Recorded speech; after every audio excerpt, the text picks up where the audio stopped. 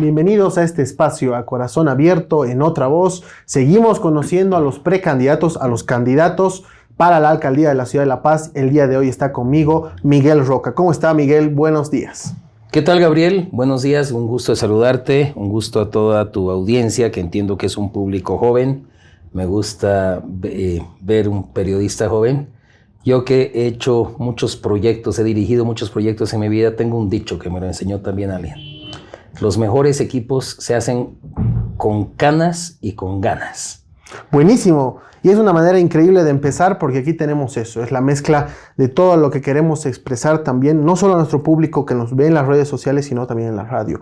Miguel, va a ser una hora de entrevista donde vamos a conocer no solo propuestas, sino también al candidato en profundidad. La primera pregunta, ¿quién es Miguel Roca? Bueno, soy yo. Soy ingeniero civil. Primero me titulé en economía, tengo ambos títulos. Luego hice una maestría en administración de empresas, eso en cuanto a profesión, formación académica. Soy paceño, papá de 4 hijos, tengo 4 nietitos chiquititos.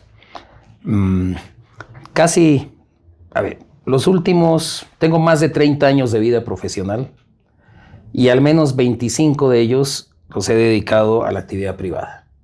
He fundado muchas empresas, he gerentado grandes empresas que no eran mías, he trabajado dirigiendo grandes proyectos de infraestructura, sobre todo vial, pero también en agua potable, alcantarillado, sobre todo eso, plantas industriales, ingenios mineros. Lo he hecho aquí en Bolivia, también en Centroamérica y en el Caribe. He tenido la oportunidad de vivir en varias partes del mundo. La adolescencia me tocó en Inglaterra, la niñez en Colombia, la universidad en Estados Unidos, he vivido en México, he vivido en El Salvador, pasé una temporada en Nueva York también trabajando allá, pero La Paz es la ciudad de mis amores, es donde está casi todo lo que quiero, o sea, mi gente, mi cultura, mi tradición, mis cerros, cada vez los quiero más. Y eso creo que a varios de los paceños nos agarra, nos da también la posibilidad de luchar por esta tierra, por esta ciudad. ¿Qué lo ha motivado a ser candidato a la alcaldía de La Paz? ¿Te gusta jugar un partido de fútbol solo el primer tiempo? No, siempre completo. ¿No ve? Exactamente eso, mira, es como el segundo tiempo de un partido de fútbol. ¿Cuál fue el primer tiempo? Justamente yo estaba trabajando en el Caribe beliceño, centroamericano. Vivía en México, en Quintana Roo, muy cerquita de Cancún. Y caí en cuenta que estaba exiliado. Yo he vivido varios exilios de mi padre, que él le dedicó la vida. Él fue abogado, historiador, tiene muchos libros. Varios de sus libros en la biblioteca del Bicentenario, o sea, son... Y él me había dicho cuando me gradué de ingeniero, me dijo, hijo, estoy orgulloso de ti, no tengo como algunos de tus amigos, una empresa, ¿no? Que vengas a trabajar, porque yo me dediqué a componer este país que estaba muy, muy desguañangado, decía él, era Camba. Y mi herencia es la democracia. Para esa época, te estoy hablando del 90, por primera vez en la historia de Bolivia, un presidente le pasa la banda presidencial por tercera vez consecutiva a su mayor oponente político. Y fue ese periodo la única vez que ha ocurrido en la historia. Ni antes ni después ha vuelto a ocurrir. Y fíjense ustedes, Arce Catacora no quiso estar y no quiso darle la banda presidencial a Rodrigo Paz. Muy cobarde. Pero bueno, entonces sentí que me estaban robando la herencia de mi padre. Y sentí miedo por tu generación, que es la de mis hijas mayores, digamos. Y me dio angustia porque esa época, te estoy hablando del 2016 más o menos, justamente cuando nos virlaron el referéndum, había muchos jóvenes venezolanos en las calles paceñas. Muchos de ellos inclusive familias jóvenes con guaguitas en brazos.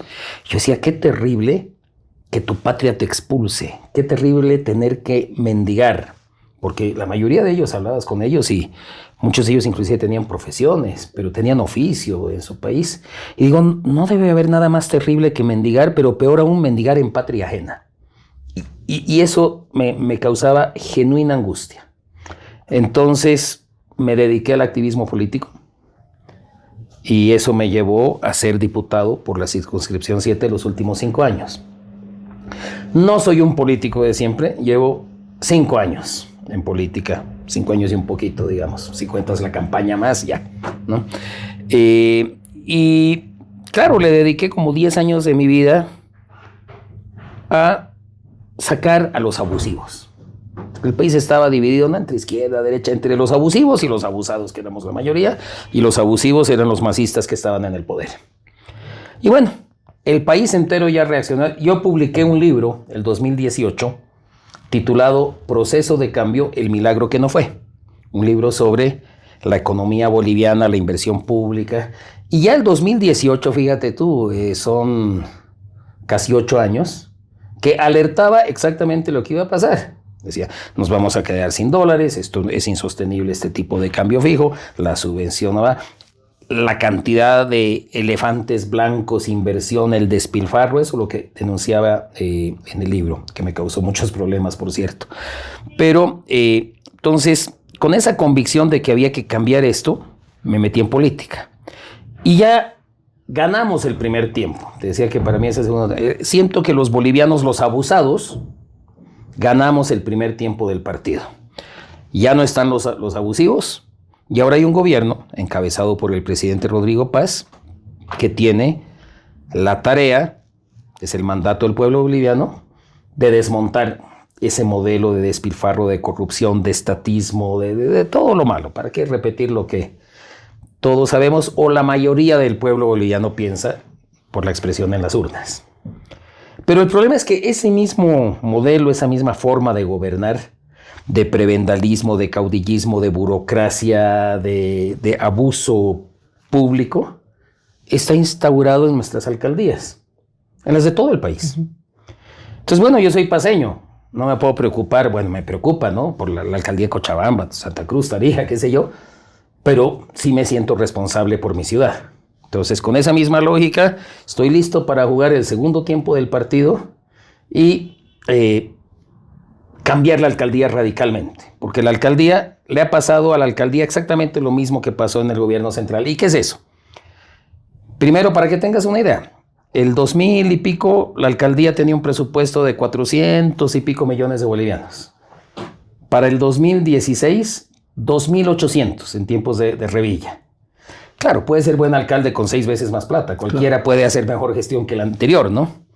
Y eso ocurrió con Evo Morales y con el MAS, y eso ocurrió en la alcaldía. Se llenó de gente, de burocracia, de empresas públicas, etcétera. Y eso es lo que tenemos que cambiar. Cuando hay abundancia, cualquier gestión puede ser buena, y eso es cierto, y lo hemos visto. Hablas de cambio, Miguel. ¿Qué cambia o qué tendría que cambiar en La Paz en tu gestión si llegaras a ser alcalde? Todo.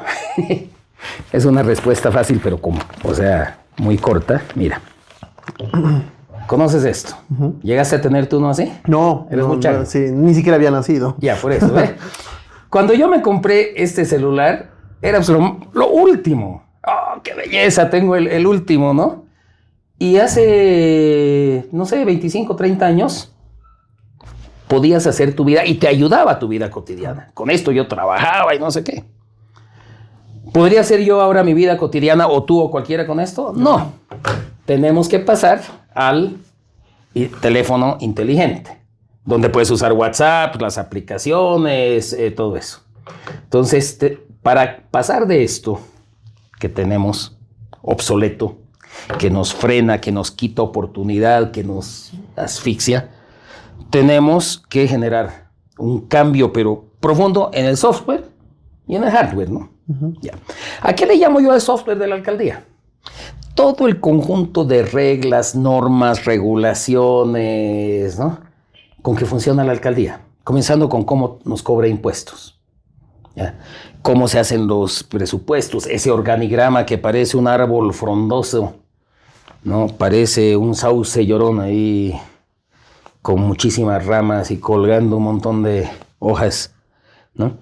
Esa es la alcaldía.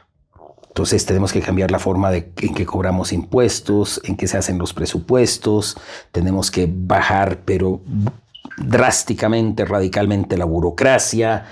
cómo funciona el sistema de salud pública en su primer y segundo nivel, la educación, todo.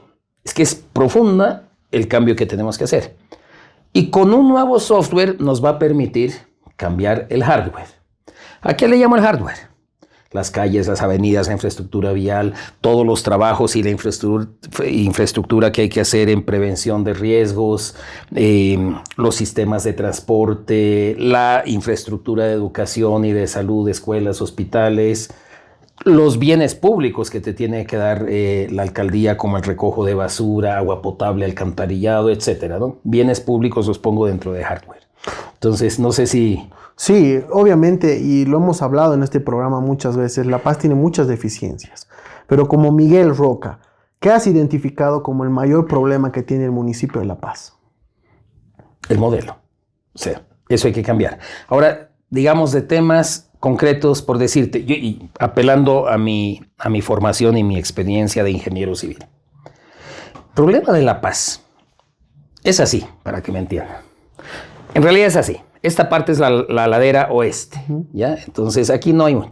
Pero a partir del centro de la ciudad, digamos la Mariscal Santa Cruz, La Paz tiene 5 cuencas.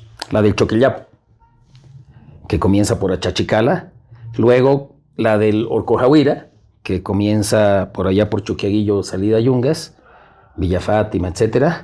Luego la de Jampaturi, Chicán y Irpavi. Luego la de Guayani, Queyumani, Achumani, etcétera, y finalmente la que viene desde Ovejuyo a Paña, ¿no? Por Auquizamaña, la del Guañajahuira.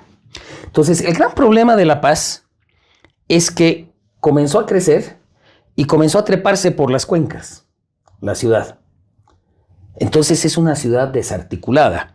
Si tú quieres ir de Chasquipampa a Chumani, tienes que hacer esto. No sé si me ven así. Si quieres ir a Chumani, a Pampajasi, tienes que hacer esto. Si quieres, y así, ¿te das cuenta? Entonces todos nos llevan al eje central. Y todo está en el centro, por aquí. Entonces es una ciudad disfuncional en su concepción, en su infraestructura, en cómo funciona. Ese es el principal problema. Nunca fue planificada. Santa Cruz, por ejemplo, fue planificada con anillos concéntricos y todo, y después se les fue de las manos. Pero la planificación les funcionó muy bien los primeros 40, 50 años. Pero tampoco ayuda la topografía, ¿no?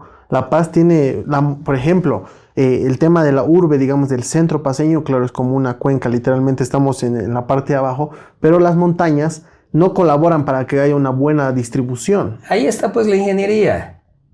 Para eso, o sea, todo es posible. Podrías tú decir que en Venecia no colabora el agua. Obvio. Pero ahí, fíjate, hace siglos, ¿no? Tuvieron otra visión y es una de las ciudades que más turismo atrae en el mundo entero, ¿no? Porque aprendieron a vivir sobre el agua, imagínate. Entonces, justamente me gusta tu pregunta porque lo lindo de tener mi edad es que tengo vivencias desde mi niñez que me enseñan mucho y todavía soy lo suficientemente joven como para recordarlas muy bien.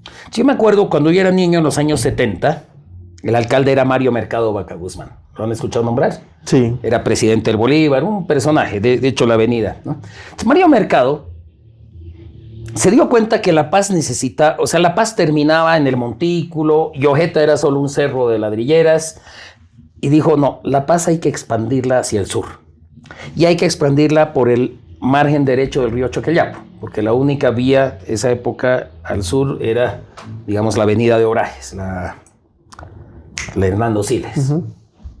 Y él proyectó la Cantutani, la Costanera, la avenida que une la zona sur con el Alto, que ahora lleva su nombre. Un alcalde visionario, un alcalde que entendía, un alcalde que hizo mucho bien a la ciudad. Luego el otro alcalde que yo destaco en los últimos 50 años, Ronald McLean Avaroa. ¿Han escuchado de él? Ronald McLean, él fue mi primer empleador. Recién graduadito de la universidad, tuve el privilegio de ir a trabajar con él. Además al despacho del alcalde. Y una vez me acuerdo, había un arquitecto famosísimo, planificador urbano, catalán. Y nos dijo, miren, la mayoría de las ciudades son así. El centro de gobierno, el comercio y la gente con más recursos vive arriba, la gente con menos recursos tiende a vivir en las zonas bajas y sus sistemas de transporte son subterráneos. La Paz, como tú bien dices, Gabriel, es justo lo al contrario, ¿no ve? El centro de gobierno, el comercio y la gente con más plata vive abajo, la gente con menos recursos se descuelga las laderas, ergo, decía este planificador urbano, sus sistemas de transporte tienen que ser por aire. Y Ronald McLean comenzó con esa visión. Nuestro transporte por aire, el primer proyecto, Puente de las Américas. Yo tuve el honor, después ya desde el sector privado, de ser el gerente de construcción del Puente de las Américas, ¿no? Era bastante chango, muy complejo. Luego también dejó proyectado los trillizos y dijo vamos a hacer teleféricos.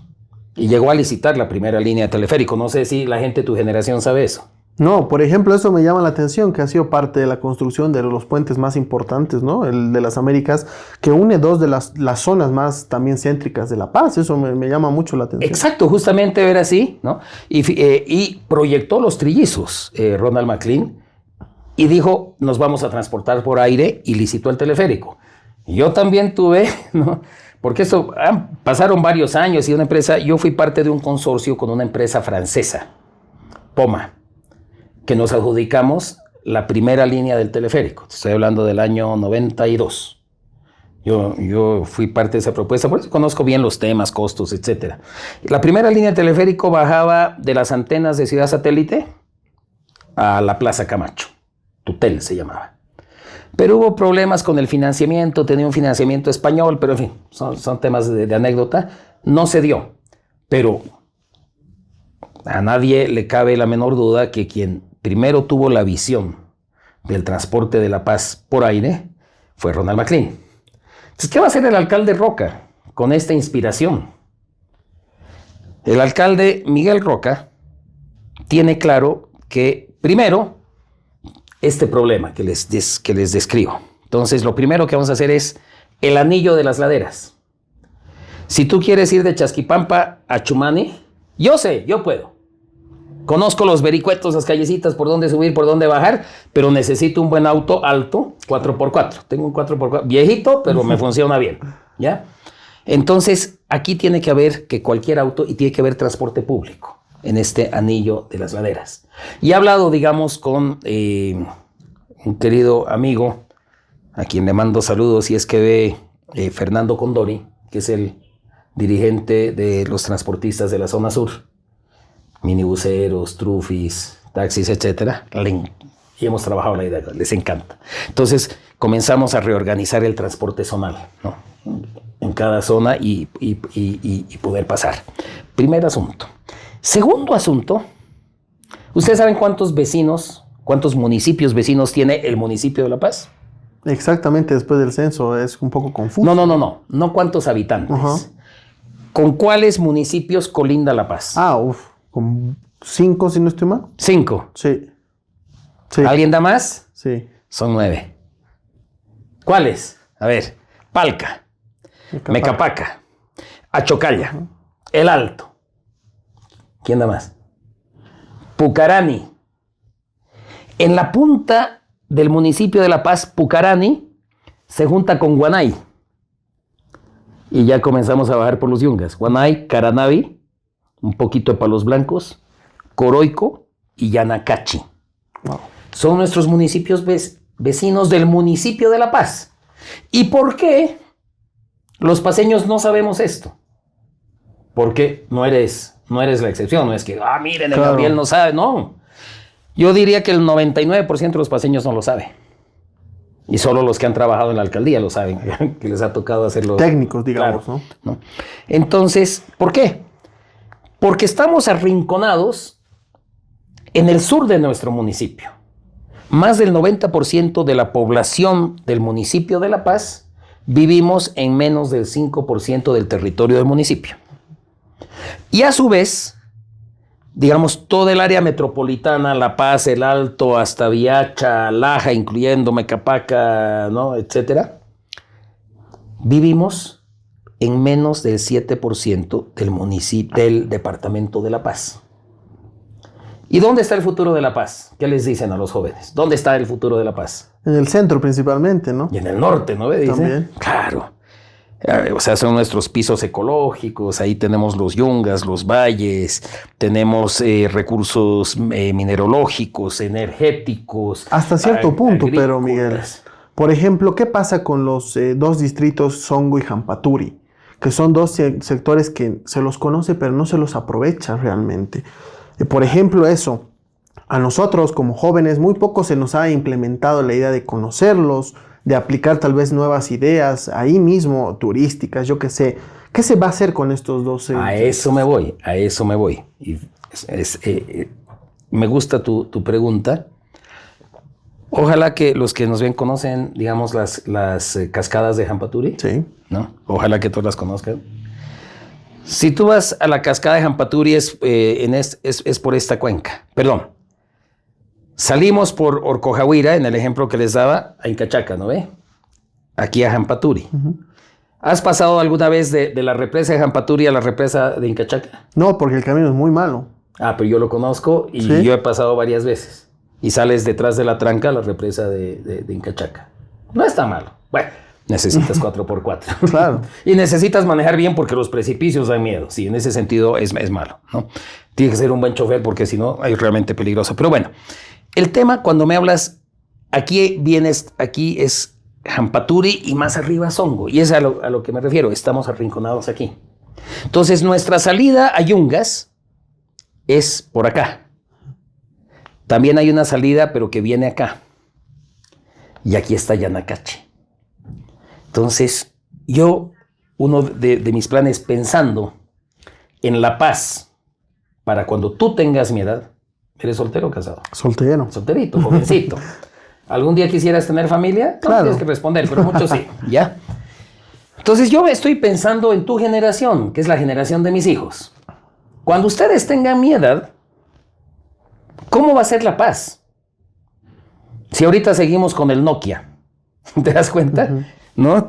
Tenemos que cambiarlo. Entonces, yo quiero proyectar la paz hacia el norte. Y he hecho un perfil de proyecto para salir por la cuenca de Achumani. Tú sabes que de la parte alta de la cuenca de Achumani, ni siquiera tan alta, Pantini, no sé si conoces la zona de Pantini en Achumani. No. Es una comunidad, pero que ya es parte casi del área rural ahí arriba en Achumani. Saludos al hermano Delfín, que es el dirigente de la zona. De Pantini a la cuenca del río Calacalani, que es cruzando la cordillera, frente a Yanacache, hay 20 kilómetros. La misma distancia que hay entre este lugar donde estamos, cerca a la Plaza Murillo, y la laguna de Achocaya. Entonces, yo tengo proyectado la expansión de la ciudad hacia el norte. La ciudad se está expandiendo hacia el sur. Es bellísimo Mecapaca. A todos nos gusta. Y hay río abajo y todo eso. Pero fíjate que como ciudad y como departamento, como región, no lo estamos haciendo de manera inteligente. Estamos arrinconados en el sur del municipio. El municipio está arrinconado en el sur del departamento y pensamos expandirnos más al sur. Y todos decimos, el futuro está en el norte.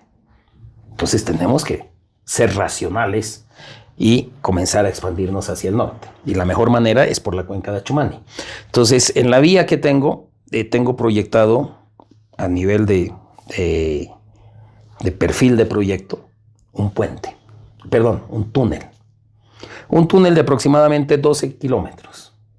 Si alguien que nos escucha ha tenido la oportunidad de viajar por Europa, a Dios gracias yo he tenido eso, el túnel más largo de Europa, bajo los Alpes, es no recuerdo el nombre, 57 kilómetros.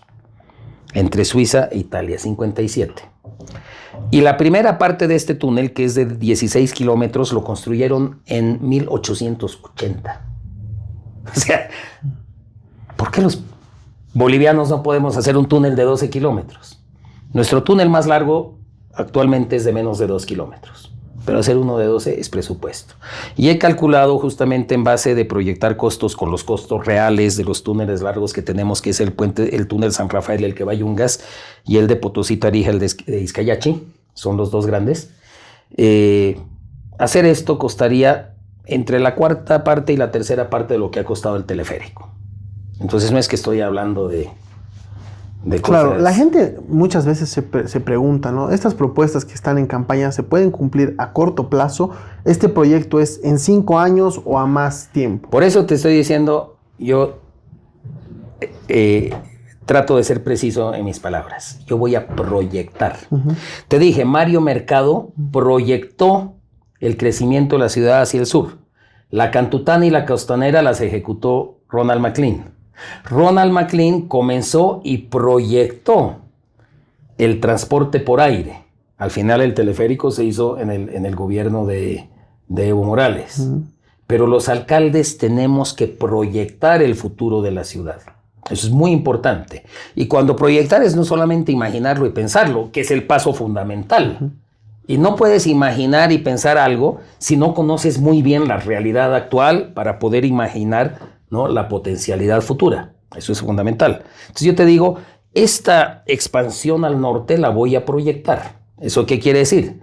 Hacer los estudios, ya, ¿no?, como Dios manda, como la ingeniería manda, hacer estudios de factibilidad, proyectos, pero vamos a proyectar, porque alguien tiene que liderar. Estas no son cosas espontáneas. Y un alcalde es lo que está llamado a hacer. Liderar, tener visión y liderar a la ciudad y a la región.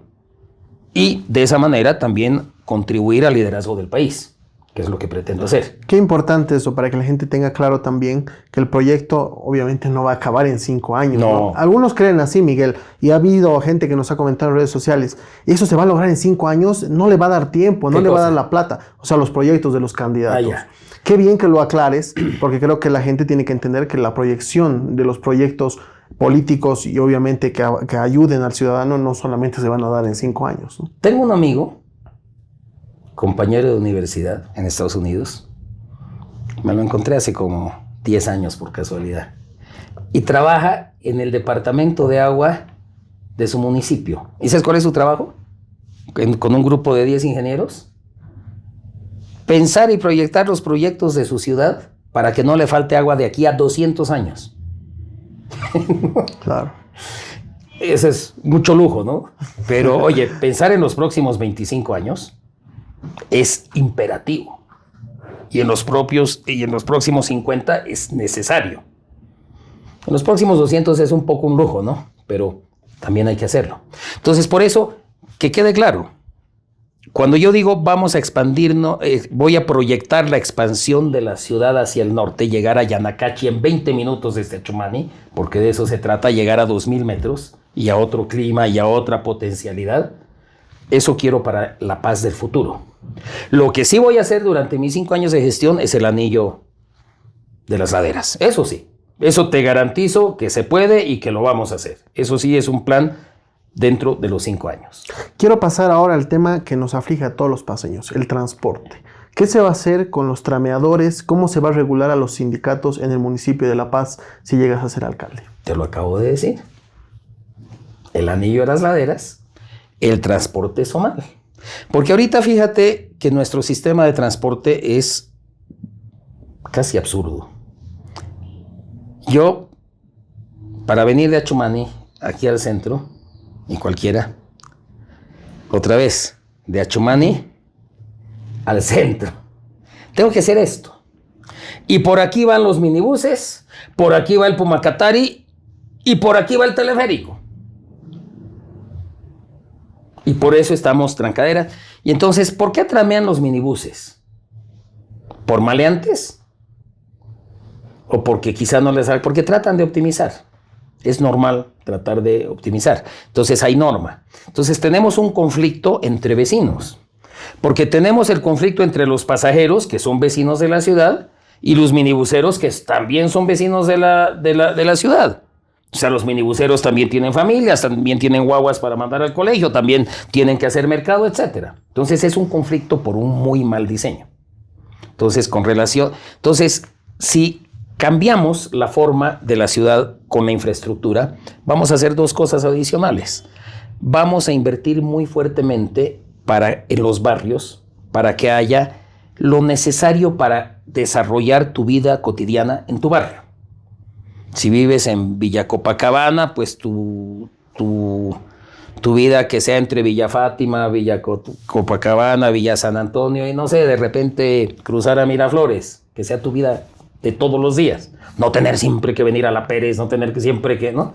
Ir al Mercado Rodríguez para comprar, o sea, ese es el drama, que todos confluimos todos los días y casi que a la misma hora en el centro. La ciudad nos obliga a eso. Entonces, o sea, no es solamente un tema de que he visto algún candidato que se sube al ómnibus, papito rey patrón, no hagas trameaje.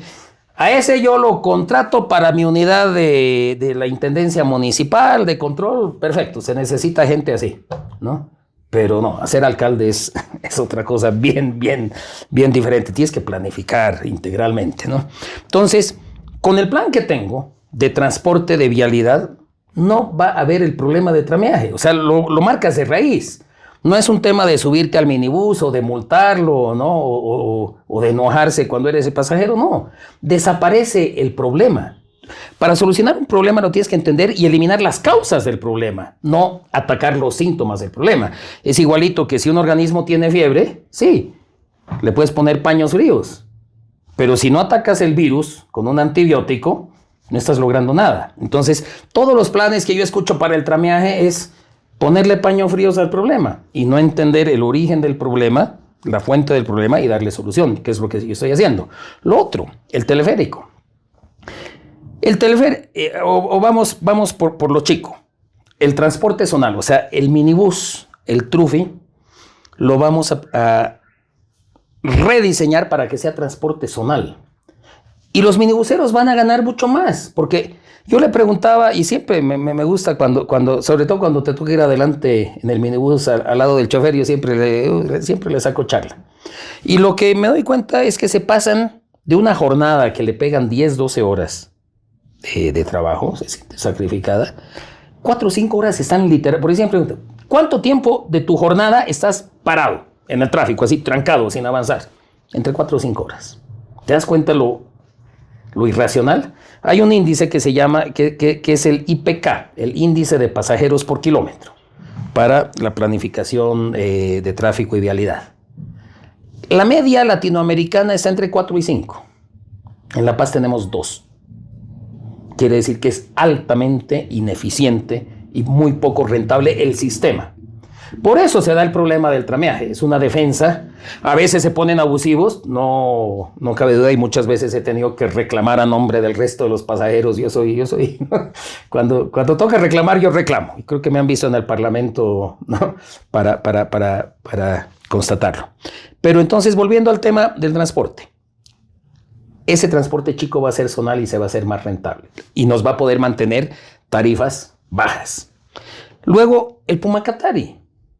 El Pumacatari es un desastre en su administración. Yo amo el Pumacatari. Soy usuario del Pumacatari. Pero su administración es terrible.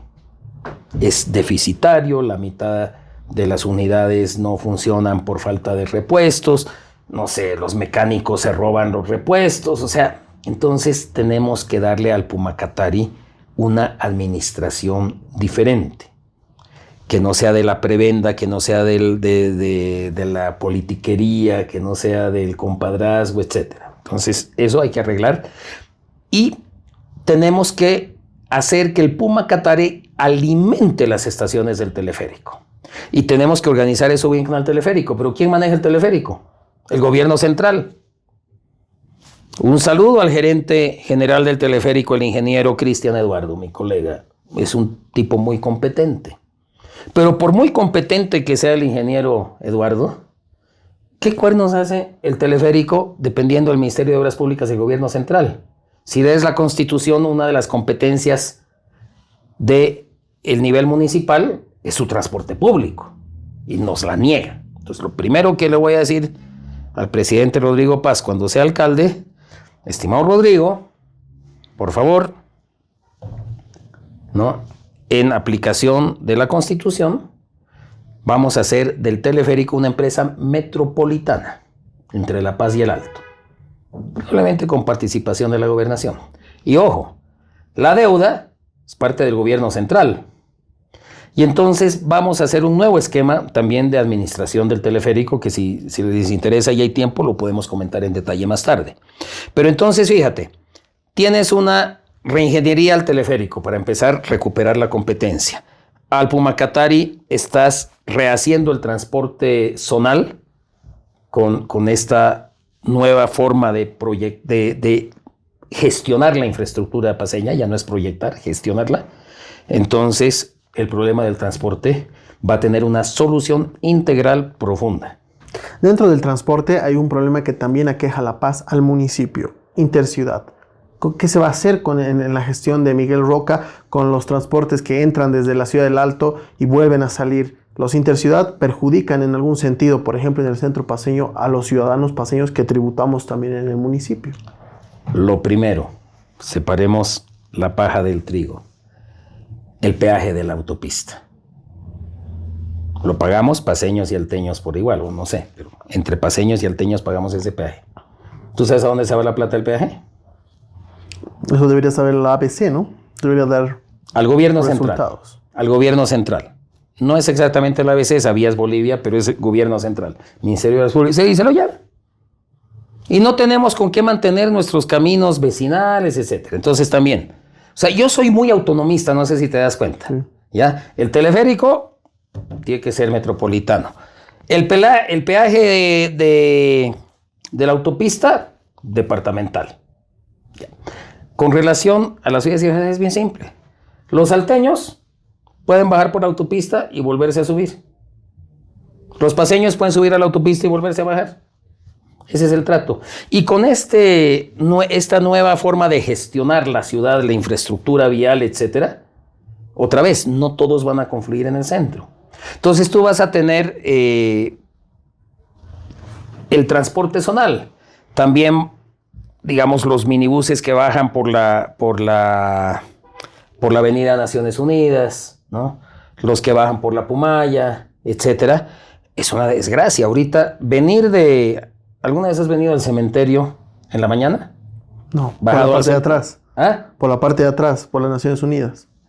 No, en general de la zona del cementerio, el Tejar, puedes pasar una hora en el minibús y caminando son 20 minutos. Es que es bastante, es absurdo lo que tenemos, por eso digo que todo está mal, hay que arreglarlo, pero tampoco es tan difícil.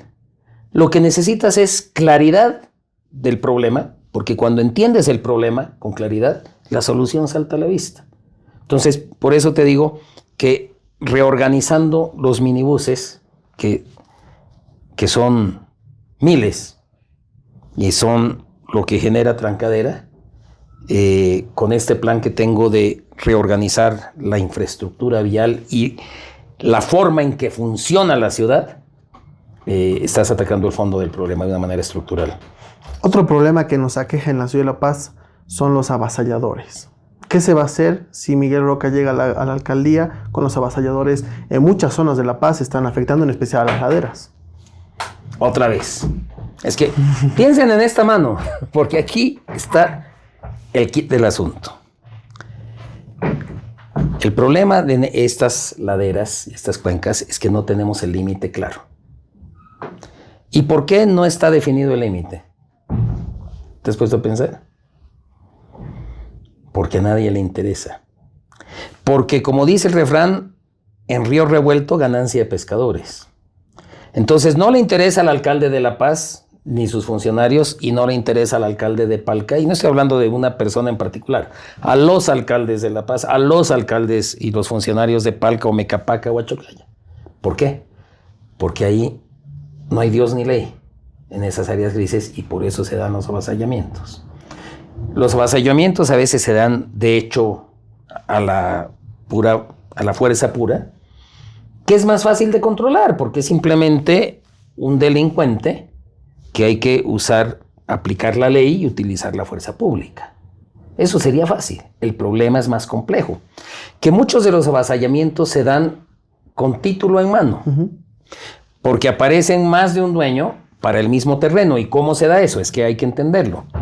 Y otra vez, más hable el viejo, ¿cómo es? El diablo por viejo que por diablo.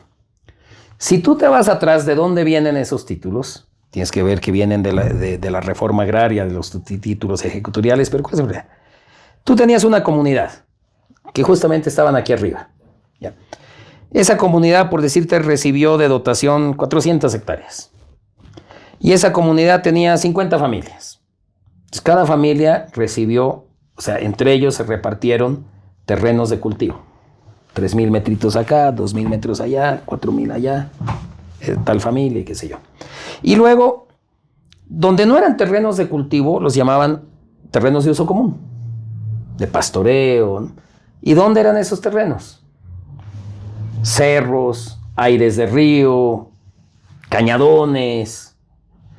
Entonces circulan en derechos reales un montón de partidas que vienen de estos uso común, partida y tantos metros en derechos reales, que nadie sabe dónde están, porque nunca fueron catastrados tampoco. Entonces podrían estar en el cerro, o en el río, o allá abajo en el cañadón. Entonces cuando ven un terreno medio desatendido, los maleantes, y esto, los avasalladores no podrían hacer esto sin la complicidad explícita de los funcionarios municipales de catastro, sobre todo. Y bueno, y también en derechos reales.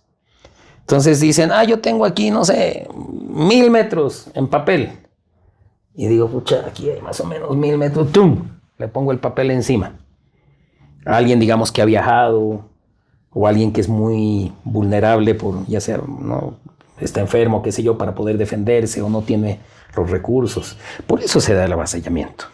Hay lugares, y yo lo tengo claro, por ejemplo, en Pampajasi hay un lugar que es una zona boscosa, que los avasalladores han ido llegando poco a poco a ponerse ahí su casita, su cuartito, y a los que tenían derecho propietario de algunos terrenos, les han ido a amenazar hasta con armas. ¿Cómo se va a controlar esto? La fuerza del municipio tiene que ir...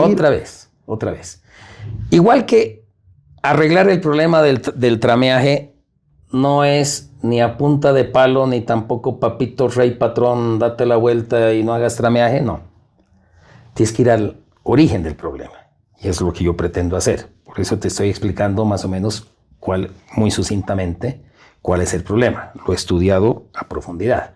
Entonces, lo primero que vamos a hacer, que se necesita para arreglar el problema estructuralmente, es límites.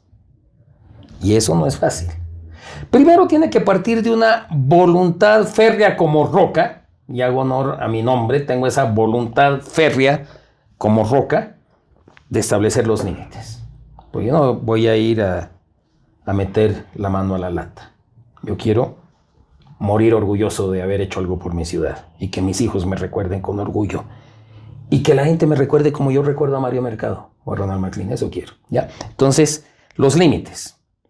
Porque cuando tú fijas límites, o sea, normalmente esta sobreposición que tú dices viene de que La Paz tiene un catastro y Palca o Mecapaca o qué sé yo tiene otro. ¿Te das cuenta? Pues no, aquí solamente vale el de La Paz.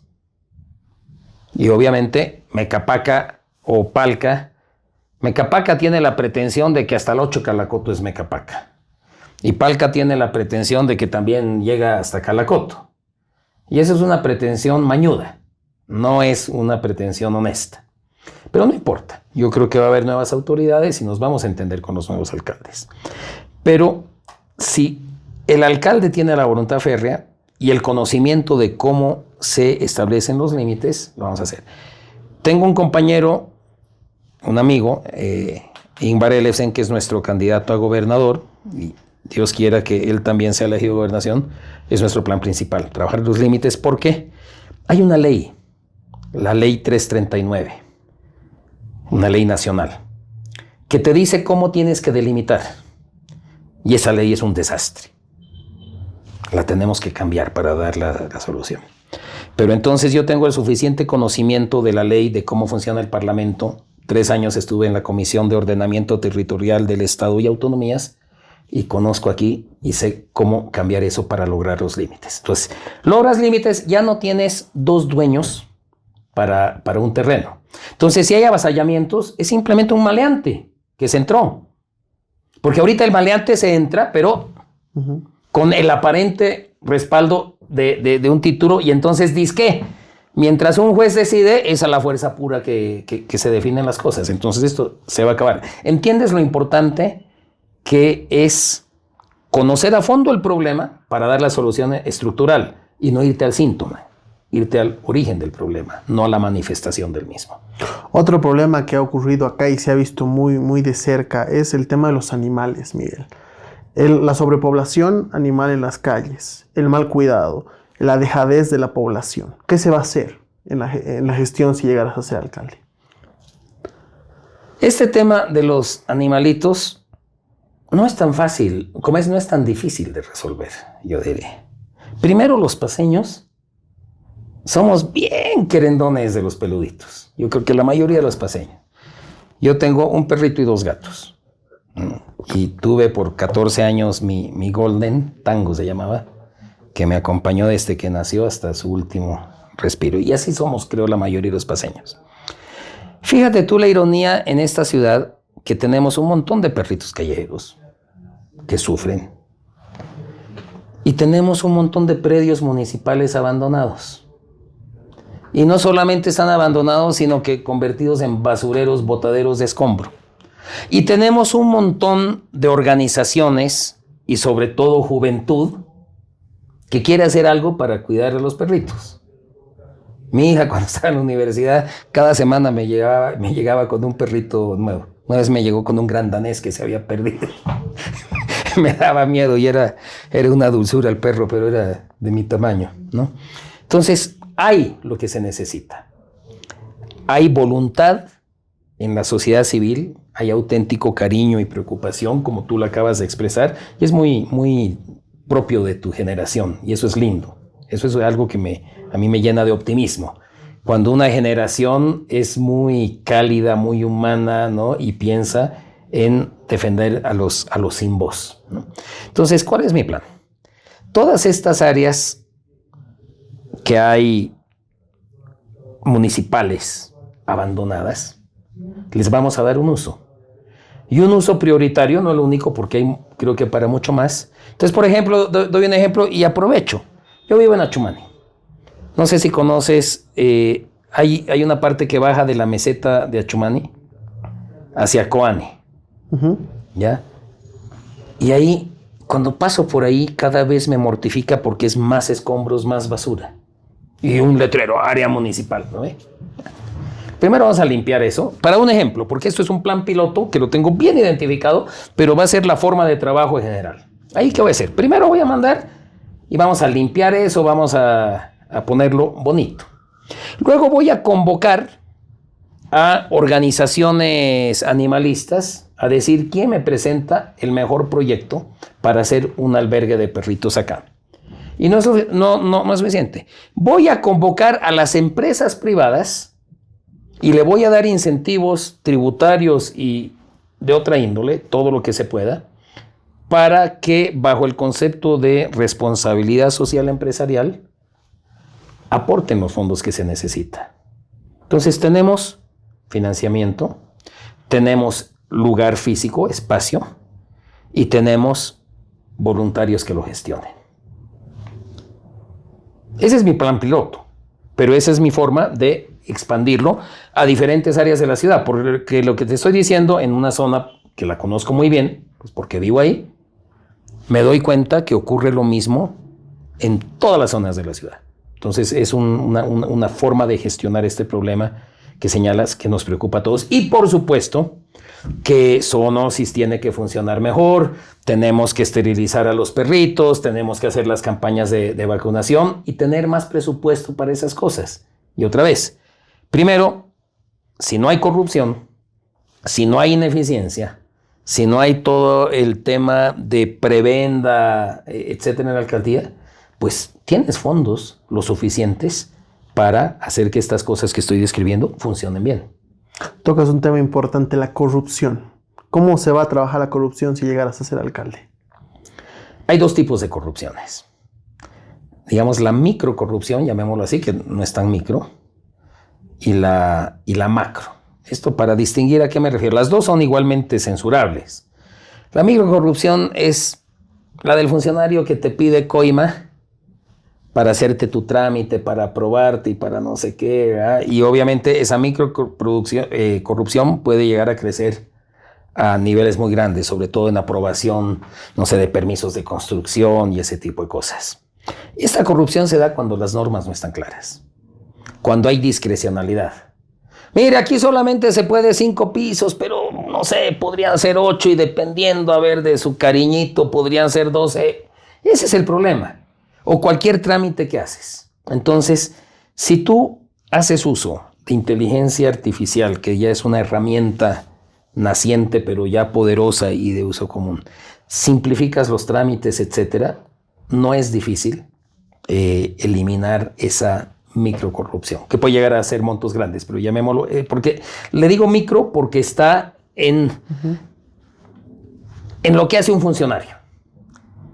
Pero lo fuerte, donde se nos van la mayor parte de nuestros recursos, es en las licitaciones. Si alguna vez alguien ha participado en una licitación como yo, muchísimas, ¿sabes qué es lo que más bronca te da? Que te ponen un montón de requisitos y te ponen un funcionario a decir a ver si cumple o a calificarte. Y está bien, si yo voy a hacer un puente, necesito saber si la empresa proponente tiene la experiencia, tiene la capacidad financiera, la capacidad operativa, si tiene los equipos, si tiene el personal técnico necesario, el ingeniero estructural. Y entonces ponen al funcionario a evaluar el currículum, a ver si tiene los tractores, si tiene las grúas, si tiene no sé qué. Y es ahí donde quedan descalificados los que no pagaron y quedan calificados y con el mayor puntaje los que más coima ofrecen. Y es ahí donde se pierden millones. Yo voy a eliminar eso y es bien fácil. Ningún funcionario va a hacer la calificación.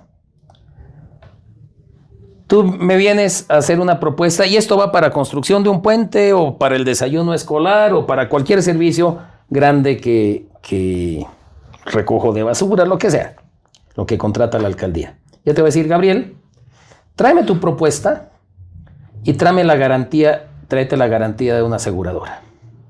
Y voy a cambiar la norma de contrataciones municipal y a la aseguradora le voy a exigir varias cosas. Primero, si tú me garantizas a Gabriel, tú eres el que te tienes que asegurar que Gabriel tiene la experiencia, los recursos operativos, técnicos, financieros, los recursos humanos, etcétera, que puede cumplirme. Pero no basta eso. Si me garantizas, tú estás obligado que si yo le adjudico el trabajo a Gabriel, tú tienes que garantizarme que Gabriel me va a cumplir el contrato. Me va a entregar la obra, me va a dar el servicio. Vos, aseguradora, porque yo contigo me entiendo.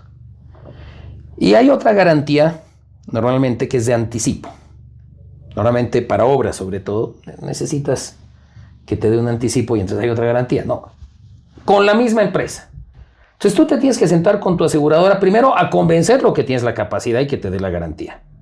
Segundo, ¿no? Mi mayor supervisor va a ser la aseguradora. Va a ser el funcionario privado de la aseguradora que dice, che Gabriel, te estás atrasando, che Gabriel, no me metas en líos porque si no el Miguel me va a cobrar. Entonces, achico, te das cuenta, achico todos mis fiscalizadores, no necesito un mínimo de gente muy competente y bien pagada, porque yo quiero gente competente y honesta. ¿Ya? Y entonces, y por si acaso yo no me inventé este tema. Así funciona en otras partes del mundo, en el mundo moderno. Así funciona en Alemania, así funciona en Panamá, en Estados Unidos. Bien. Entonces, ¿qué pasa? Gabriel me comienza a incumplir. Normalmente es porque le falta plata. Yo le digo a la aseguradora, che, tu Gabriel me está incumpliendo. La aseguradora se sienta contigo y te da el flujo que necesitas. Es un negocio que le sobra flujo. Y si ve que no puedes, la aseguradora tiene otro cliente que le dice, ¿sabes qué? El Gabriel me está incumpliendo, ¿puedes terminar vos? Y yo les digo, ¿sabes qué, Gabriel? Ponte a hablar recibe la ayuda que te está ofreciendo la aseguradora o yo te ejecuto la boleta y la aseguradora te va a cobrar a vos. Entonces vamos a tener obras concluidas. 2 años para 5 cuadras en la Don Saavedra, indigna como ingeniero. Es absurdo y ridículo.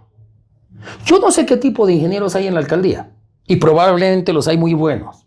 Pero si los hay muy buenos, probablemente no son los jefes y no son los que están decidiendo. O los que están decidiendo están sometidos al absurdo poder político de la corrupción. Y otra vez, si desde la cabeza no hay corrupción, y si la cabeza sabe cómo se ejecutan las obras, cómo se licitan, cómo se fiscalizan, entonces ahí arreglas la mayor parte de la corrupción. Quiero agradecerte, Miguel, por haber estado con nosotros. Para terminar esta entrevista, un mensaje para toda la gente que nos está viendo. Suponiendo que, como el entrevistador, la mayoría de ustedes son gente joven, piensen cómo quieren la paz de aquí a 25 años. Primero, yo les digo, yo quiero para ustedes la paz que les dé oportunidad de prosperar.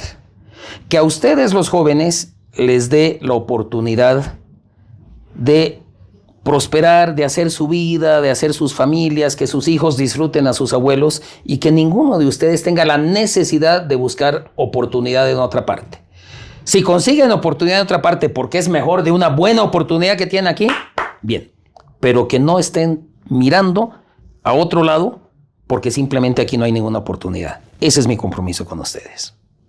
Gracias a todos por habernos visto. Gracias, Miguel, por haber estado con nosotros. Esto ha sido A Corazón Abierto en Otra Voz.